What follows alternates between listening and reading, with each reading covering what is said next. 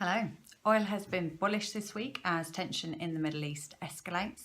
Gas and electricity movements have been mixed. Near-term prices softening on healthy supply fundamentals, with longer-dated contracts driven higher by the wider fuels market.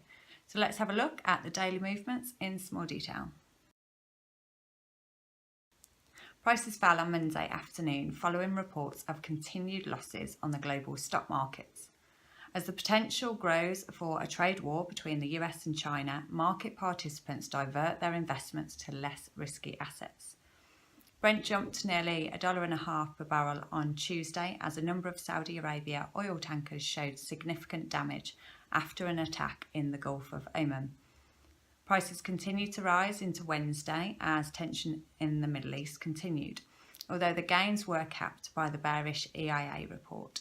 This showed inventories increasing by 5.4 million barrels compared to the previous week. There was no let-up for prices on Thursday, and front-month Brent gained just over $1 per barrel day on day. Geopolitical concerns continue to be the main headline.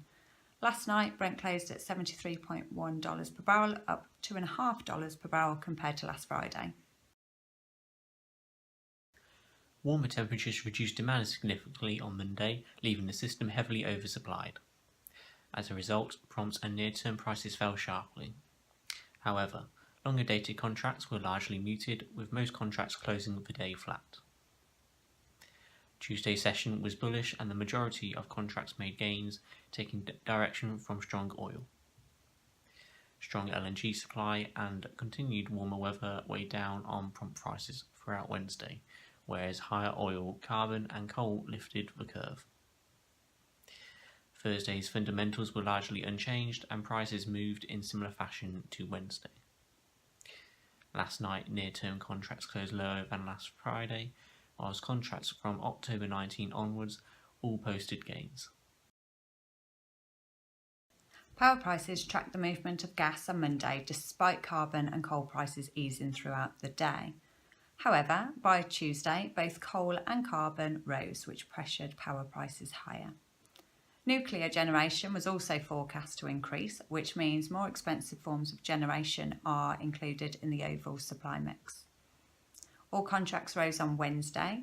EUAs moved higher throughout the day, and by Thursday, an announcement from the European Commission confirmed that almost a quarter of the EUA permits will be removed from the market in September 2019.